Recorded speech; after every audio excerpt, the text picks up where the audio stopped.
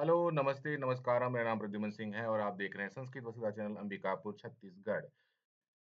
आज हम निरुक्त के प्रथम अध्याय के पंचम पाठ का स्वाध्याय करने जा रहे हैं। तो चलिए बिना विलंब किए हम पाठ का आरंभ करते हैं। तो आज हम पंचम पाठ का स्वाध्याय कर रहे हैं, जिसका मूल विषय है पदार्थ विचार निरुक्त का प्रयोजन।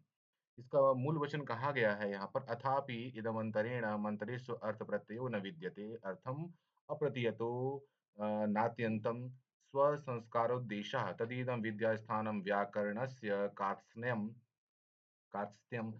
स्वार्थ साधकम च। इसका स्पष्ट अर्थ यह कहा गया है कि निरुक्त के बिना मंत्रों का अर्थ ज्ञान असंभव है, संभव ही नहीं है।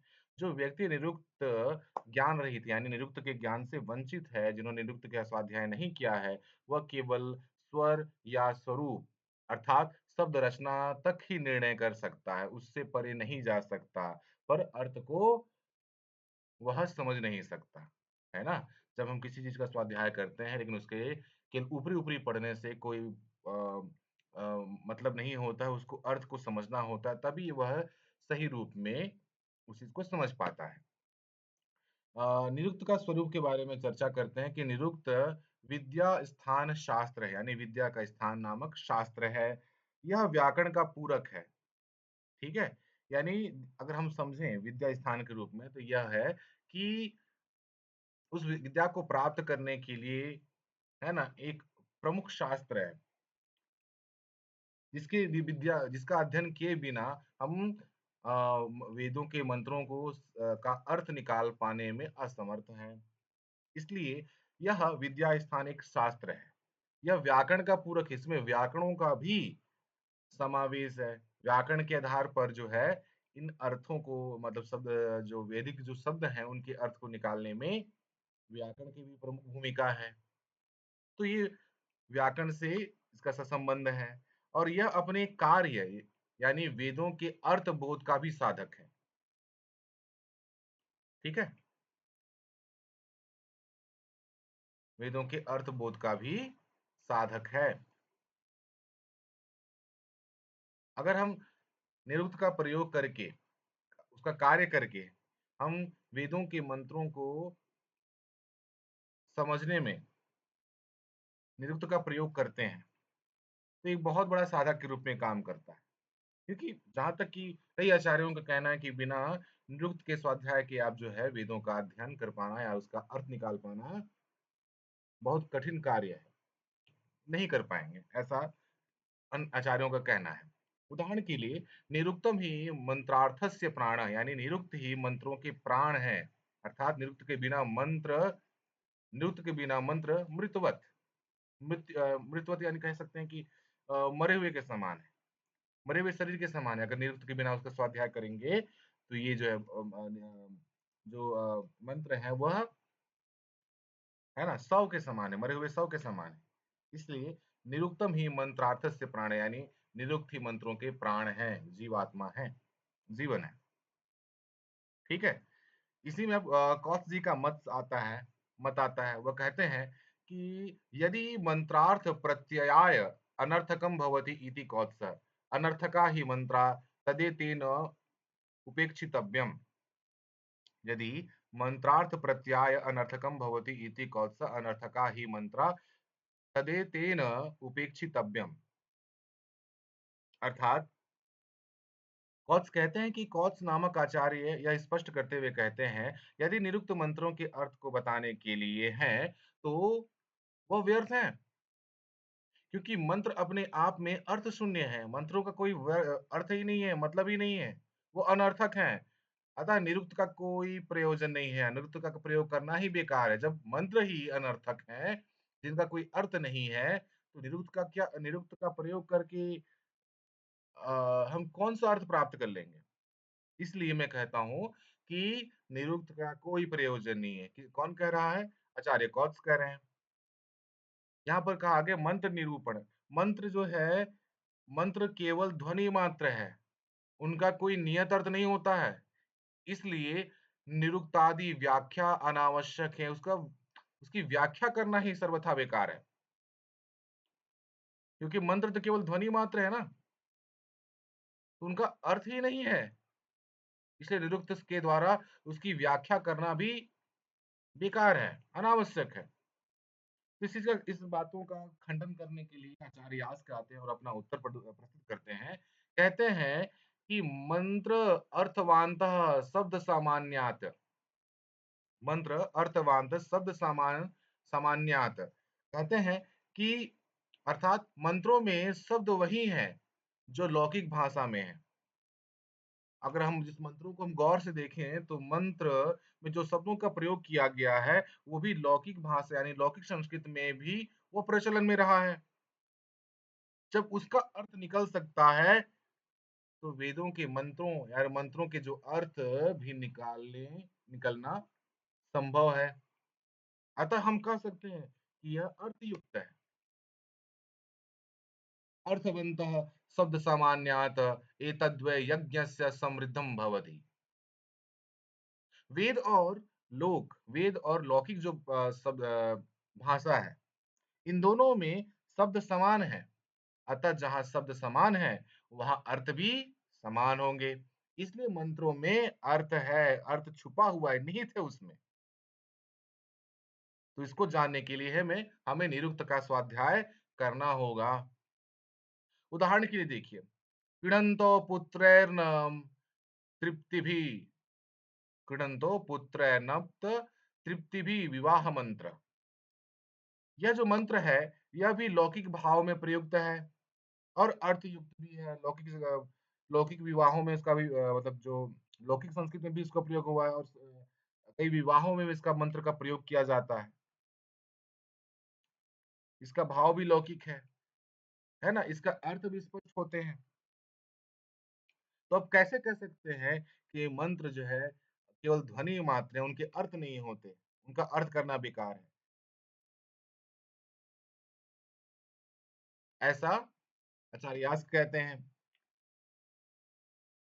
उसके बाद है कि विद्या स्थान विचार, विद्या स्थान के आधार पर इसका विचार स्मृति वचनम है ना, विद्या स्थान विचार स्मृति वचनम, कि विद्या स्थान के आधार पर इसका विचार किया गया है, स्मृति वचन किया गया है। जैसे पुराण्याय मीमांसा धर्म शास्त्रांग मेधिताः वेदा स्थानानि विद्यानां धर्मस्य च चतुर्दश।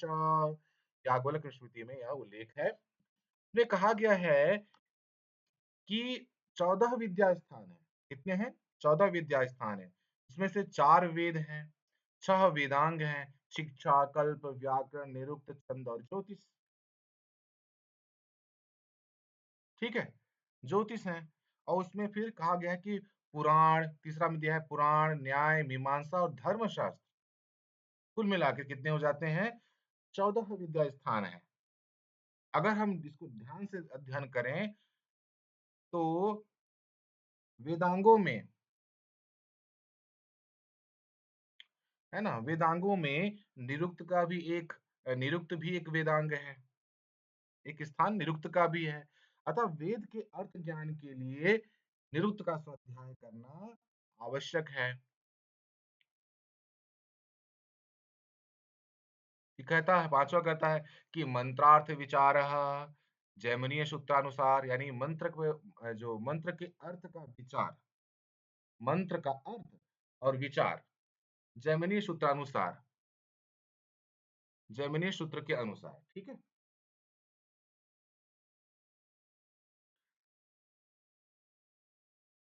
मंत्रार्थ विचार जैमिनी सूत्र के आधार पर इसके मंत्रों के विचार किया गया है। क्या कहा गया है कि जैमिनी सूत्र में जैसे कहा गया कि यास्काचार्य कौच के 8 तर्कों का निरूपण करते हैं। ठीक है? जो यास्काचार्य हैं, जो कौच के जो आक्षेप हैं, है ना? 8 प्रकार के तर्क हैं, उनका निरूपण करते हुए, उनका उत्तर देते हुए कहते हैं, उत्तर देते हैं। तो जिन्हें बाद में जैमिनी ऋषि ने भी अपने मीमांसा सूत्र में व्यवस्थित किया था। एकत्रित करके अपने मीमांसा सूत्र में उन्होंने लिखा है। ठीक है? पहला कहता है कि नियत वाचो युक्तयः। इसका अर्थ होता है कि मंत्रों में शब्द और उनका क्रम निश्चित होता है। तो स्पष्टता सत्य है कि जो मंत्र हैं यानी वह मंत्रों में जो शब्द दिए रहते हैं, उनका जो क्रम होता है, उनका जो लय होता है, जो स्थान होता है, वह क्रमबद्ध तरीके से निश्चित होता है ना? निश्चित होता है। उससे ज़्यादा हम उसमें प्रयोग नहीं कर सकते हैं। जैसे छंद में हम जब छंद के बारे में चर्चा करते हैं, तो उसमें शब्द जो मात्राएँ होती हैं, वो नियत होती हैं। उससे अधिक मात्रा चले जाने पर जो है वो छंद नहीं कहलाता, किसी और छंद में परिवर्तित हो जाता है। तो हम स्पष्ट समझ सकते हैं कि मंत्रों में शब्द जो और उनका जो क्रम होता है वो निश्चित होता है। ठीक है? निरुक्त जो है कहता है कि निरुक्तः नियत वाचो युक्तयः नियता अनुपूर्व्याः भवन्ति। है ना? नियत नियत पूर्वक होता है। ठीक? उदाहरण के लिए देखें जैसे इंद्राग्नि, पिता पुत्रो ये शब्द क्रम इसमें नहीं बदला, है ना? इंद्राग्नि, पिता पुत्रो यहाँ यहाँ का जो शब्द क्रम है वह नहीं बदल सका। उसके बाद कहता है तदर्थ शास्त्रात् तदर्थ शास्त्रात् अथापि ब्राह्मणेन रूप संपन्नः विधीयन्ते।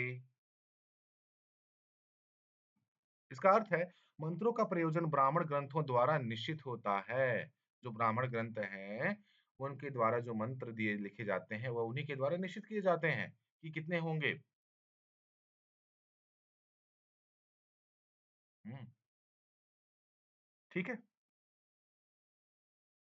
उदाहरण के लिए देखें उरु प्रथस्व, है ना? मैत्रायणी उपनिषद में दिया है प्रथयति उरु प्रथस्व प्रथयति प्रोहाणी प्रोहति। ऐसे उदाहरण मिलते हैं। उसके बाद तीसरा में कहता है कि अचेतने अचेतने अर्थबंधनात् अथापि अनुपपन्नार्थाः भवन्ति। इसका अर्थ कहता है कुछ मंत्र ऐसे हैं जिनका सीधा अर्थ अनुपन्न असंबंध प्रतीत होता है। उदाहरण के लिए ऐसे ऐसे मंत्र हैं जिनका सीधा अर्थ यानी संबंध जो है असंबंधित प्रतीत होता है। जैसे औषधे त्रायस्व एनम स्वधीते माँ एनम हिंसी। दोनों वाक्य अर्थ में विरोधाभासी प्रतीत होते हैं। औषधे त्रायस्व एनम, है ना? औषधि के द्वारा इनकी उद्धार कीजिए। स्वधीते माँ एनम हिंसी, अपने ही स्वधीते, है ना? खुद के लिए जो है इसकी हिंसा कीजिए या फिर इसको मारिए। ये हिंसी यानी हिंसा करने के अर्थ में हो रहा है। तो बिल्कुल अलग-अलग अर्थ में विरोधाभासी प्रतीत होते हैं। जो मंत्र होते हैं कभी-कभी अनुपन्न अर्थ होते हैं यानी असंबद्ध प्रतीत होते हैं। यहाँ कहता है कि अर्थ विप्रतिषेधात्,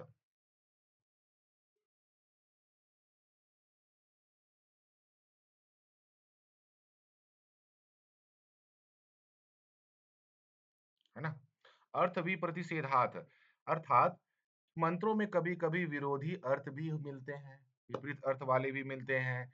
उदाहरण के लिए अव एक एव रुद्रो अवस अवतस्थेन द्वितीयः असंख्याता सहस्राणि ये रुद्रा अधिभूम्याम। ठीक है? ऐसा कह रहा है। अब यहाँ पर इसका अर्थ होता है कि एक और रुद्रो अवस्थिते न द्वितीयः, यानी एक जगह केवल एक रुद्र के बारे में बताया गया है। ठीक है?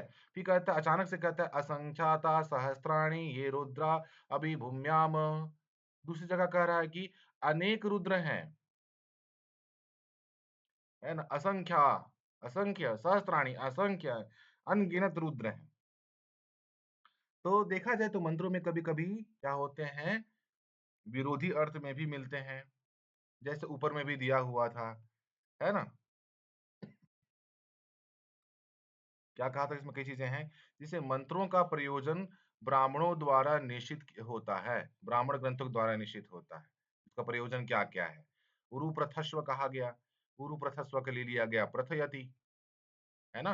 अप्रोहाणी का हो गया प्रोहति, समय-समय पर बदल जाते हैं।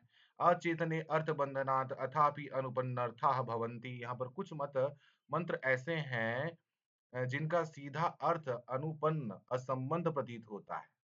अब यहाँ पर असंबंध प्रतीत होता है, जैसे हम नीचे में कहे ना कि एक शब्द मंत्र जो है कभी-कभी विरोधी अर्थ में प्राप्त होते हैं।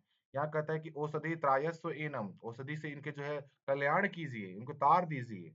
और यहाँ पर स्वधीते एनम स्वाधीते माँ एनम हिंसी, यहाँ पर हिंसा करने को कह रहा है। तो दोनों जो वाक्य के अर्थ में विरोधाभासी प्रतीत होता है। इसी वजह से कि अर्थ जो है कभी-कभी मंत्र जो है विरोधी अर्थ में भी मिलते हैं। ठीक है? आगे चलते हैं।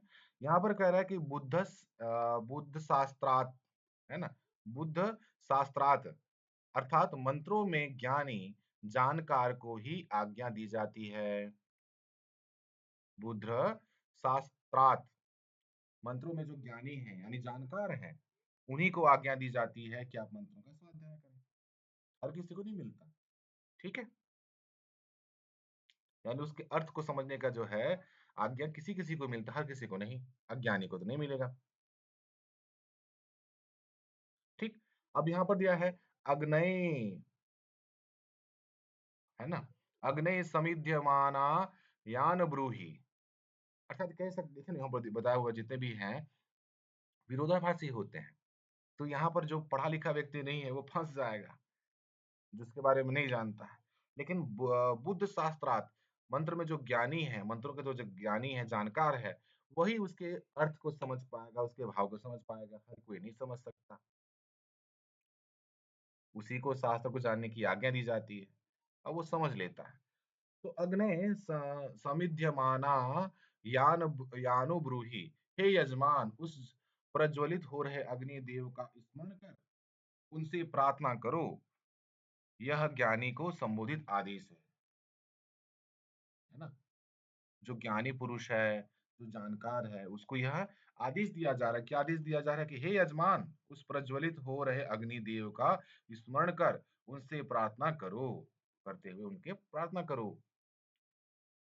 अब यहाँ पर कहता है, अर्थ विप्रतिषेध पुनः, ठीक है? अर्थ विप्रतिषेध पुनः, इसका फिर अर्थ में प्रतिषेध होगा। जैसे अदिति सर्वत्ववादः अदिति सर्वमिति अदिति द्योरदिति अंतरिक्षम, अर्थात अदिति सर्वम सर्वभाव प्रत्यायिका। अर्थात यह होता है कि अदिति का अर्थ केवल एक देवी नहीं है। अदिति का मतलब केवल एक ही देवी नहीं है बल्कि संपूर्ण सृष्टि अनंता अनंत, है ना, विस्तृत और एकत्व का प्रतीक है। एकत्व यानी संगठित का प्रतीक है। किसी चीज का संगठन या एकत्व का प्रतीक होता है। अतः अदिति सर्वत्ववाद है। यह बताता है कि अदिति ही सर्व है, सब में अदिति ही व्याप्त है ना? तो अदिति का अर्थ केवल एक देवी नहीं है बल्कि संपूर्ण सृष्टि अनंता और एकत्व का प्रतीक है। अतः अदिति सर्वत्ववाद है। यह बताता है कि अदिति ही सर्व है, सभी हैं, सब कुछ है। इसलिए सब में अदिति ही व्याप्त हैं, फैली हुई हैं। अब यहाँ पर कहता है अवि अविज्ञेयात, कहता है कुछ मंत्र ऐसे हैं जिनका अर्थ मनुष्यों को स्पष्ट नहीं होता। अविज्ञेयात, अविज्ञेयात है ना, यानी अज्ञात, यानी जिसको समझा नहीं जा सकता, अविज्ञात। तो कुछ मंत्र ऐसे हैं जिनका अर्थ मनुष्यों को स्पष्ट नहीं होता, वो समझ नहीं पाते हैं। अथापि अथापि अवस्पष्टर्था भवन्ति, है ना? इसलिए अथापि इस प्रकार अवस्पष्टर्था भवन्ति अम्यक यादृश्मिन् जार्यायि काणुका इति, कुछ ऐसे शब्द हैं जैसे कि अम्यक जो स्पष्ट नहीं होते, यादृश्मिन् जार्यायि काणुका इति, ऐसे उदाहरण हैं जिसको समझ पाना हर किसी का हर मनुष्य को संभव नहीं है। तो यहाँ पर यास्काचार्य जी कहते हैं, इसके उत्तर पक्ष में कहते हैं, क्या कहते हैं कि ये सभी दोष लौकिक वाक्यों में भी देखने को मिलते हैं। कोई ये तो आम प्रॉब्लम है, यानी आम समस्याएं हैं, क्योंकि ये सभी वाक्य तो या शब्द तो हम तो लौकिक शब्दों में भी देखते हैं, लौकिक संस्कृत में भी देखने को मिलता है। अतः इनसे मंत्रों की अर्थहीनता सिद्ध नहीं होती। ठीक है।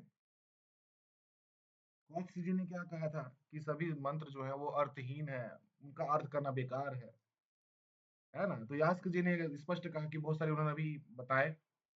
तो यास्क जी कह रहे कि नहीं नहीं, ये सभी दोष तो अब लौकिक वाक्यों में भी देख सकते हैं, है ना? जो लौकिक संस्कृत उसमें भी आपको देखने को मिलेगा। तो इनसे मंत्रों की अर्थहीनता तो सिद्ध नहीं हो रही है, कि उसमें अर्थ ही नहीं निकलेगा। तो आपका जो कहना है वह व्यर्थ है, निष्प्रयोजन है। तो इसी प्रकार कौत्स का जो तर्क है और यास्क का जो प्रातःख्यान है उसके बारे में बताया गया है। जैसे शब्द और क्रम नियत हैं, है ना? बताया गया है कि हाँ, कि शब्द और क्रम नियत हैं और लोक में भी सॉरी, इसमें कह रहा है कि कौत्स जी का कहना है कि शब्द और क्रम नियत है। यास्क जी कहना है कि ये जो मंत्र हैं ये लोक में भी नियत शब्द क्रम होता है। उदाहरण के लिए उन्होंने बताया इंद्राग्नि पिता पुत्र। फिर कौत्स जी का अब मत आता है कि ब्राह्मण द्वारा प्रयोजन निश्चित होता है, मंत्रों का प्रयोजन जो है निश्चित होता है। तो यास्क जी कहते हैं यह तो आवृत्ति है, अर्थवाद मात्र है। ठीक है, फिर कौत्स जी कहते हैं अर्थ असंगत होता है। तो यास्क जी कहते हैं आम्राय वचनादपि हिंसा अर्थ न गम्यते। ठीक है। फिर वो आता है अर्थ विरोध होता है। तो यास्क जी कहते हैं अ, असपत्नो ब्राह्मणः। लौकिक वाक्य में भी इसका विरोध संभव है, मिलता है, देखने को मिलता है। तो उसके बाद फिर कौशिक जी कहते हैं जानंतम संप्रेष्यति। यास्क जी का कहना है कि जानंतम वादयते मधु कर्पादि संस्कारार्थाः। ये भी उदाहरण देखने को मिलता है। अदिति सर्वम कहते हैं कौत्स के द्वारा। तो यहाँ पर लौकिक में अपना मिलता है कि लौकिकः यानी यास्क जी के द्वारा लौकिक सर्वरसः अनुप्राप्तः पानीयम समान प्रयोग होता है, समान रूप से देखने को मिलता है। और इसमें फिर कौशिक जी कहते हैं अस्पष्ट अर्था यानी स्पष्ट नहीं होते। तो यास्क जी कहते हैं अंधस्य दोषः न स्थाणो हो, है ना? कहते हैं कि अज्ञान जन्य कठिनता, अर्थात अंधस्य दोषः, जो देख नहीं पाता वो अंधा है, इसमें स्थान का दोष कैसे हो सकता है भाई? ठीक है। अब यास्क जी का निष्कर्ष के बारे में देखते हैं कि कहते हैं कि इति प्रभिन्नेषु, एक बार देख लेता हूँ। हम्म, नीचे दिया हुआ है। हाँ, तो यास्क जी का हाँ, यास्क जी का निष्कर्ष है, क्या कहें? इति प्रभिन्नेषु परस्य हेतुषु स्वपक्ष सिद्धा उदिते च कारणे अवस्थिता मंत्रगणस्य सायन्ता तदर्थमेतत् खलु शास्त्रमर्थवत्। ठीक है? क्या कहा गया? इति प्रभिन्नेषु परस्य हेतुषु स्वपक्ष सिद्धा उदिते च कारणे अवस्थिता मंत्रगणस्य सायन्ता तदर्थमेतत् खलु शास्त्रमर्थवत्। सरलार्थ क्या है? कौत्स सरल करते हुए यानी इसमें कहा गया है कि कौश के सभी तर्कों का यथोचित उत्तर देकर यास्काचार्य सिद्ध करते हैं कि मंत्र अर्थवांत एव यानी मंत्र जो है अर्थवान है और इसलिए निरुक्त शास्त्र का प्रयोजन मंत्रार्थ यानी मंत्र के अर्थ का निर्णय है। ठीक है। क्या कहते हैं कौच के सभी तर्कों का यथोचित उत्तर देकर यास्काचार्य सिद्ध करते हैं कि मंत्र अर्थवांत एवं मंत्र जो है अर्थवान ही होते हैं और इसलिए निरुक्त शास्त्र का प्रयोजन मंत्रार्थ निर्णय है, मंत्र के अर्थ के लिए निर्णय है। सारांश ये कहता है कि सारांश सूत्र रूप में समझते हैं। यहाँ कहा जाता है उनका क्रम है विचार क्या है, मत क्या है, मत और सूत्र क्या है, उदाहरण क्या है। तो यहाँ पर क्या-क्या है कि निरुक्त का प्रयोजन, जो विचार था, उसमें निरुक्त का प्रयोजन कहा गया है। मत क्या है? मंत्रार्थ निर्णय क्या है? सॉरी मंत्रार्थ निर्णयः, ठीक है? उसके बाद फिर विचार आता है, कॉस का अपना मत है। फिर क्या सूत्र लगता है इसमें? उदाहरण क्या है? यहाँ पर मंत्रा अनर्थका, कौश जी कहते हैं कि मंत्र जो अनर्थक होते हैं। फिर यास्क जी का विचार है, प्रतिवाद है, उनका प्रतिवाद करते हैं। वो कहते हैं, उदाहरण देकर कहते हैं कि अर्थवन्तः शब्द सामान्यात्। उदाहरण के लिए उन्होंने बताया क्रीडवन्तो पुत्र है। ये उदाहरण लौकिक में मिलता है। इसलिए जो है मंत्र, अब जब सामान्य यानी लौकिक संस्कृत में जब अर्थ का निरूपण किया जा सकता है, उनका अर्थ हो सकता है, तो वैदिक वाले मंत्रों का अर्थ क्यों नहीं निकल सकता? संभव है, सब कुछ संभव है। फिर विचार आता है कि मंत्र, नियम, नियत वाचो युक्तयः, जो मंत्र हैं वह नियत होते हैं। नियत यानी अ, हाँ, क्रमबद्ध तरीके से नियत होते हैं, सुव्यवस्थित होते हैं। तो उन्होंने बताया जैसे इंद्राग्नि कहा गया, ये चीज़ तो लौकिक में भी देखने को मिलता है। फिर ब्राह्मण ब्राह्मण ग्रंथ जो हैं, वह नियत करते हैं मंत्रों के अर्थ को, उसके प्रयोजन को। तो ब्राह्मण नियतार्थः, ठीक है? तो तदर्थ शास्त्रात् उरु उरु प्रथस्व, ठीक है?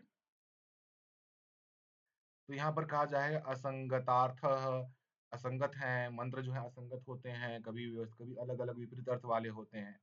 तो यहाँ पर देते हैं कि अचेतने अर्थबंधनात् औषधि प्रायस, उदाहरण देते कहते हैं कि अचेतने बिना चेतन के, है ना, जो ज्ञानवान होता है उन्हीं को ये समझ में आता है कि कहाँ पर कौन-सा अर्थ होगा, है ना? उसका कैसा प्रयोग करना है।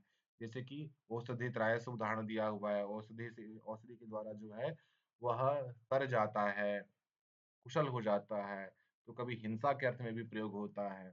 लेकिन यहाँ पर उसको त्रायस समझें तो उसका सही अर्थ लेंगे तो जो समझदार है, जिनको ये आज्ञा मिली हुई है, वो लोग ही समझ पाएँगे। थोड़ा-सा ज्ञान प्राप्त करने के बाद उसका अर्थ समझ पाना इतना इतना आसान नहीं होता है। फिर कौश जी कहते हैं, अर्थ विप्रतिषेधा, अर्थ जो है वह प्रतिषेध करता है, इसमें अर्थ ही नहीं होता, प्रतिषेधित है ना? विप्रतिषेध करता है। फिर सायण जी कहते हैं, यानी यास्क जी कहते हैं कि अर्थ विप्रतिषेधात् एक एव रुद्र, ठीक है? अगर इस प्रकार से कह रहे हैं, तो अर्थ प्रतिषेधात् नहीं है, बल्कि एक चीज़ के कई अर्थ भी होते हैं, कई प्रकार से बोले गए हैं। जैसे एक रुद्र है, तो वहाँ पर कहा गया है कि असंख्य रुद्र हैं, तो अर्थ जो है वो प्रतिषेध नहीं है, उनको समझने के आधार पर है ना? अर्थ को प्रतिषेध नहीं किया जा रहा है। ठीक, अविज्ञेयार्थ, जो समझा नहीं जा सकता है, नहीं जाना जा सकता है, ठीक है? तो उन्होंने कहा कि अविज्ञेयात् अम्यक यादृश्मिन्, ऐसा उदाहरण देते हुए कहते हैं कि कुछ ऐसे शब्द हैं जिसको सामान्य व्यक्ति यानी सामान्य मनुष्य उसको नहीं समझ सकता। कुछ ऐसे शब्द हैं, वह कुछ जिनको शास्त्र का आदेश है या गुरु का आदेश है, उसके आधार पर ही वो जान सकता है या समझ सकता है। ठीक है? इसका निष्कर्ष के रूप में कह रहा है यहाँ पर कि निरुक्तम वेदस्य अर्थ प्रकाशकम साधनम, यानी निरुक्त वेद के अर्थ का प्रकाश करता है, प्रकाश करने का साधन है। मंत्र अर्थवंतः शब्द सामान्य, तो मंत्र जो है वो अर्थवान है और शब्द सामान्य है ना? सामान्य शब्द है। शब्द की साम्यता के आधार पर मंत्र जितने उस मंत्र हैं वो अर्थवान है, अर्थ प्रदान करते हैं।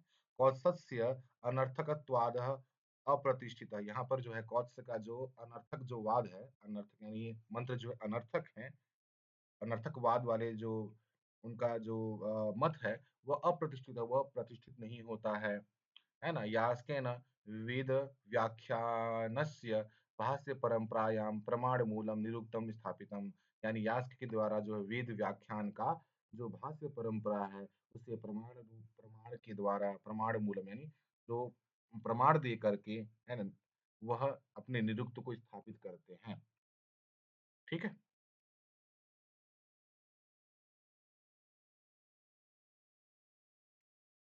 और चलिए इसके बाद हम थोड़ा चर्चा करेंगे। अ,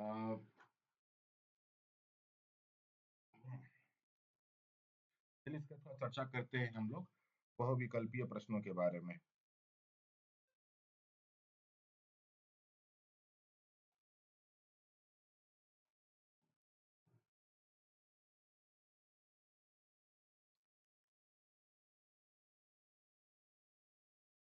थोड़ा सा मैं पॉज़ ले रहा हूँ। इस प्रकार से हम देखें तो हमारा यह जो पंचम पाद है वह समाप्त होता है और चलिए इसके कुछ बहुविकल्पीय प्रश्न हैं इसके बारे में चर्चा कर लेते हैं। ठीक है, चलिए। तो पंचम पाद का बहुविकल्पीय प्रश्न है कि अथापि इदं मन्तरेण मन्त्रेषु अर्थप्रत्ययो न विद्यते इत्यस्या अर्थः कः? अथापि इदं मन्त्रेण मन्त्रेषु अर्थप्रत्ययो न विद्यते इत्यस्यार्थः कः? इसका कौन सा आंसर होगा? इसका आंसर होगा बी। मंत्रार्थ ज्ञानम निरुक्ते नैव भवति। ठीक है, आगे चलते हैं कि दूसरा प्रश्न है तदिदं विद्यास्थानम इत्यत्र विद्यास्थानम शब्देन किमुच्यते? इसका आंसर क्या होगा? इसका आंसर होगा बी निरुक्तम।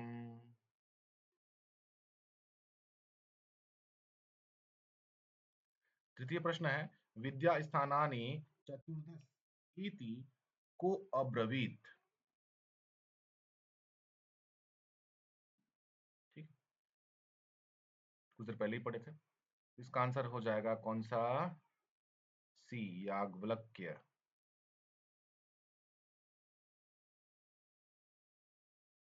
याज्ञवल्क्य स्मृति में दिया हुआ था। उसके बाद जो चौथा प्रश्न है वह कहता है कि विद्या स्थानानि चतुर्दश के भवन्ति। इसका आंसर क्या होगा? इधर भी है वेदा च मीमांसा च। नहीं। चौथा का आंसर हो जाएगा ए विद्या चार वेद छह अंगानी यानी वेदांगानी पुराणम न्याय मीमांसा धर्मशास्त्रम।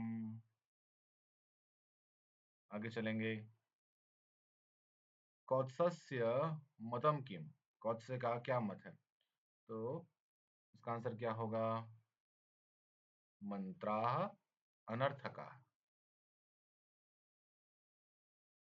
छठवां प्रश्न है कि नियतवाचो युक्तयः नियता अनुपूर्व्यः इत्युक्तम् अस्य भावः कः? नियतवाचो युक्तयः नियतानुपूर्व्या इत्युक्तम् अस्य भावः कः? इसका उत्तर है सी मंत्र शब्दा नियता च नियत क्रमा च। उसके बाद सातवां प्रश्न में कहा गया है कि अथापि ब्राह्मणेन रूप संपन्नः विधीयन्ते इति वाक्येन किमर्थं बोध्यते? अथापि ब्राह्मणेन निरूप संपन्ना विधीयन्ते। इसका आंसर है बी मंत्राणां प्रयोजनं ब्राह्मण ग्रंथे निशितं भवति। आठवां प्रश्न है अथापि अनुपपन्नार्थः भवन्ति इति को अर्थः? अथापि अनुपपन्नार्थः भवन्ति इति को अर्थः? इसका आंसर क्या होगा? इसका आंसर है केषुचित् मंत्रेषु अर्थसंगति नास्ति।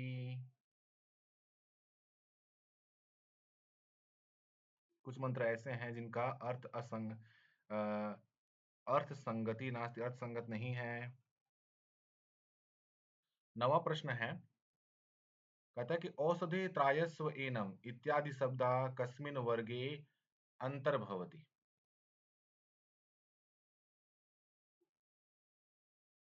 इसका आंसर क्या होगा? बी अनुपपन्नार्थः। 10वां प्रश्न है, एक एव रुद्रो अव अवतस्थे न द्वितीयः, है ना? इत्यस्य विरोधक वाक्यम किम?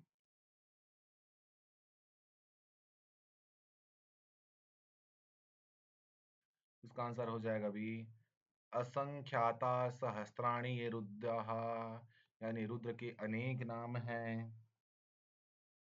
बहुत यानी रुद्र अनेक हैं। ठीक। 11वां प्रश्न है, विरोधार्थक विरोधार्थ युक्त मंत्र द्वयम दृष्टा जैमिनी किम सूत्रम दत्तवान, है ना? विरोधार्थक विरोध के अर्थ युक्त जो है मंत्र द्वय दिया है, देखा गया जैमिनी के द्वारा। किम सूत्रम दत्तवान, किस सूत्र में दिया गया है? तो बताइए कौन सा होगा? इसका आंसर क्या होगा? बी, अर्थ प्रतिषेधितात्, अर्थ प्रतिषेधात्। ठीक है। अब 12वां है, अग्नये समिध्यमाना याना ब्रूहि, अग्नये समिध्यमाना यानो ब्रूहि इत्यादि कस्मिन् वर्गे गण्यते?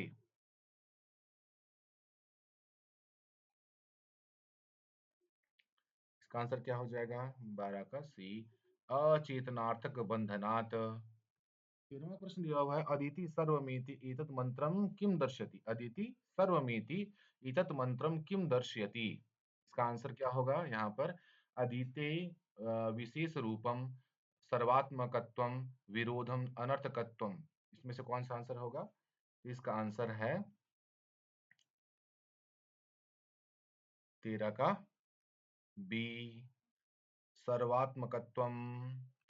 14वां प्रश्न है, अम्यक यादृश्मिन् जार्यायि इत्यादयः शब्दाः, अम्यक यादृश्मिन् जार्यायि इत्यादयः शब्दाः, क्या है ये? इसका आंसर क्या होगा? अविज्ञेयार्थकः।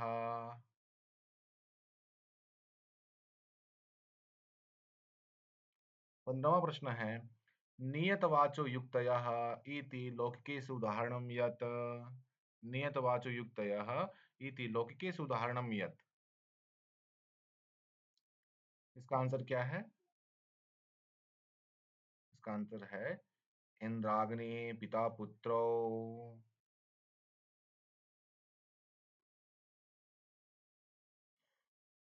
16वां प्रश्न दिया हुआ है कि ब्राह्मणेन रूप संपन्नः इति लौकिक दृष्टान्तः कः?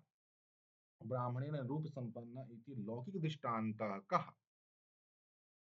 लौकिक दृष्टांत क्या है? कौन है? इसका आंसर क्या है? 16वां का, 16वां का आंसर है सी, पुनः श्रुति। ठीक है।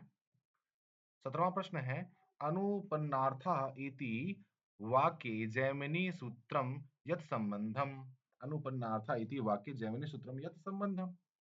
पहला ऑप्शन दिया हुआ है, अभिधाने अर्थवादः, या वाक्य नियमात परिसंख्या अर्थवादो वा। इसका आंसर क्या होगा? अभिधाने अर्थवादः।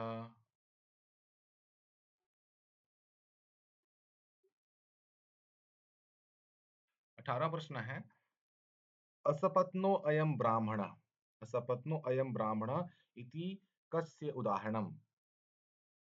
असपत्नो अयं ब्राह्मणः इति कस्य उदाहरणम्? आंसर क्या होगा? नियतवाच, अर्थ विप्रतिषेधार्थ, या बुद्ध शास्त्रार्थ, या अविज्ञेयार्थ। इसका आंसर क्या हो जाएगा? अर्थ विप्रति सिद्धार्थ। 19वां प्रश्न है कि जानन्तं संप्रेष्यति इत्यस्य उदाहरणं किम्? तो इसका आंसर होगा क्या? मधुपर्कः, अशत्रुरिंद्रः, अदिति सर्वम, अम्यक। इसका आंसर हो जाएगा ए, मधुपर्क।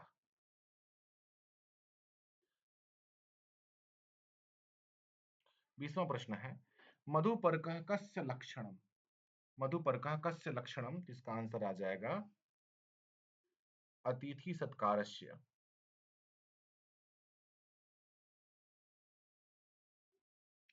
ठीक है। अदिति सर्वमिति इत्यस्य लौकिकसादृश्यं किम्?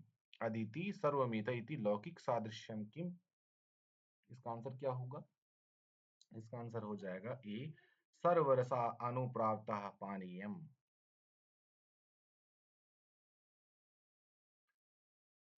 22वां प्रश्न है, नैस स्थाणो अपराधः, नैस स्थाणो अपराधः इत्यस्य भावः कः?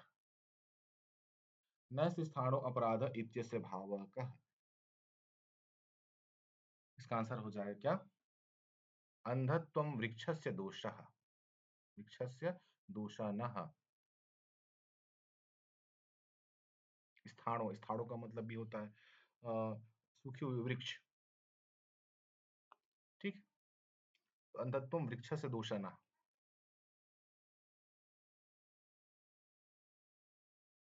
ठीक, अगला 23वां प्रश्न है कि यास्क कौत्सस्य हेतु नाम कथम प्रत्युत्तरम दत्तवान? यास्क कौत्सस्य हेतु नाम कथम प्रत्युत्तरम दत्तवान? तो इस प्रकार से उन्होंने उत्तर दिया था उसका, यास्क जी ने। तो 23वां का क्या होगा आंसर? तर्की खंडनम, तर्क के द्वारा खंडन किया गया है।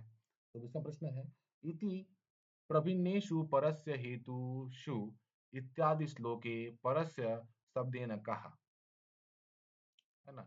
इति प्रभिन्नेषु परस्य हेतुषु इत्यादि श्लोके परस्य शब्देन कहा। इसका आंसर क्या होगा 24 का? 24 का आंसर बी हो जाएगा, कौत्सः।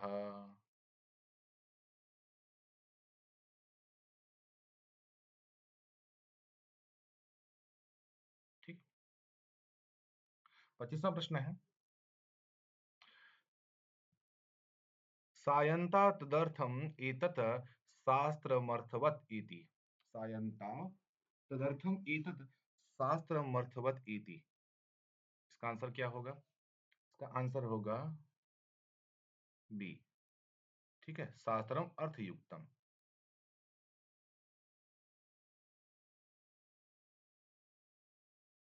26वां प्रश्न चलते हैं, अविज्ञेयात इति जैमिनी सूत्रम कस्य विषयम विवृणोति? अविज्ञेयात इति जैमिनी सूत्रम कस्य विषयम विवृणोति? ठीक है, इसका आंसर क्या होगा? इसका उत्तर, उसका उत्तर है बी, अनवगम्य शब्दानाम, अनवगम्य शब्दानाम। ठीक है, 27वां प्रश्न है, तदर्थ शास्त्रात्, तदर्थ शास्त्रात् इति सूत्रम केन संबंधम वहति? तदर्थ शास्त्रात् इति सूत्रम केन संबंधम वहति? इसका आंसर क्या आ जाएगा? मंत्रेषु प्रयोजन निर्णयः। 28वां प्रश्न है कि अचेतने अर्थ बंधनात् इत्यस्य तात्पर्यम्, अचेतने अर्थ बंधनात् इत्यस्य तात्पर्यम्, इसका तात्पर्य क्या है? इसका आंसर क्या हो जाएगा? सी, अचेतनम अपि कर्म बंधम बोधयति। ठीक है, उसके बाद 29वां प्रश्न है, यास्क मतानुसारम मंत्रः किमर्थम अर्थवन्तः, मंत्रा किमर्थम अर्थवन्तः? ठीक है, किस प्रकार से अर्थवान है? इसका आंसर क्या है? शब्द सामान्येन, है ना? 30वां प्रश्न है, कौत्स यास्कयोः विवादः कस्य विषये आसीत्? कौत्स और यास्कयोः विवादः कस्य विषये आसीत्? ठीक, तो पहला दिया है स्वर संस्कारस्य, दूसरा दिया है मंत्रार्थ बोधस्य, तीसरा तीसरा दिया हुआ है वेदांगानां गणनायाः, और चौथा मीमांसा दर्शनस्य। इसका आंसर क्या हो जाएगा? सीधी बात है, मंत्रार्थ बोधस्य, मंत्र के अर्थ के बोध के लिए, मंत्र अर्थ बोध के लिए जो है इनके बीच में शास्त्रार्थ हुआ है। ठीक है, तो इस प्रकार से पंचम पाठ समाप्त होता है। हमारे साथ जुड़े रहने के लिए आपका बहुत बहुत धन्यवाद। आप अपने ओपिनियन को कमेंट बॉक्स में लिख सकते हैं। हम आज ही बस अपना जो स्वाध्याय समाप्त करते हैं। धन्यवाद।